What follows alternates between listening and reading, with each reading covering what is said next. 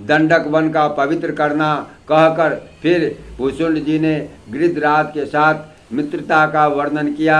फिर जिस प्रकार प्रभु ने पंचवटी में निवास किया, सब मुनियों के भय का नाश किया, और फिर जैसे लक्ष्मण जी को अनुपम उपदेश दिया और सुपर्णखा को कुरूप किया, वह सब वर्णन किया। फिर करदूषण वध और जिस प्रकार रावण ने सब समाचार जाना वह बखान कर कहा, तथा जिस प्रकार रावण और मारीचित की बातचीत हुई वह सब कहे। फिर माया सीता का हरण और श्री रघुवीर जी के विरह का कुछ वर्णन किया। तब प्रभु ने गिद्ध जटायु की जिस प्रकार क्रिया की, कबंध का वध और शबरी को परम गति दी, फिर जिस प्रकार विरह वर्णन करते हुए श्री रघुवीर जी पंपासर के तीर पर गए, वह सब कहा। प्रभु और नारद जी का संवाद और मारुति के मिलने का प्रसंग कहकर फिर सुग्रीव से मित्रता और बाली के प्राण नाश का वर्णन किया। सुग्रीव का राज तिलक करके प्रभु ने प्रवर्षण पर्वत पर निवास किया, वह तथा वर्षा और शरद का वर्णन, श्री राम जी का सुग्रीव पर रोष और सुग्रीव का भय आदि प्रसंग कहे।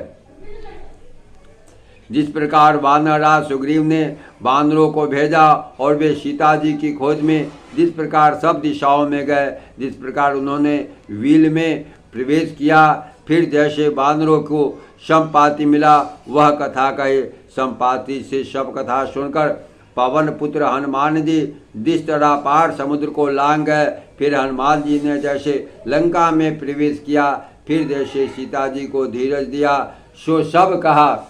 अशोक वन को उजाड़ कर, रावण को समझाकर, लंकापुरी को जलाकर, फिर जैसे उन्होंने समुद्र को लांगा, जिस प्रकार सब बानर वहाँ है जहाँ श्री रघुनाथ जी थे, और आकर श्री जानकी जी की कुशल सुनाई।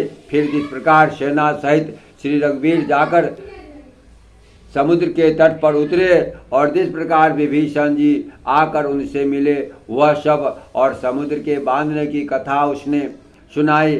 फूल बांधकर जिस प्रकार बांदरों की सेना समुद्र के पार उतरी और जिस प्रकार वीर श्रेष्ठ बाली पुत्र अंगद दूत बनकर गए, वह सब कही। फिर राक्षसों और बांदरों के युद्ध का अनेकों प्रकार से वर्णन किया।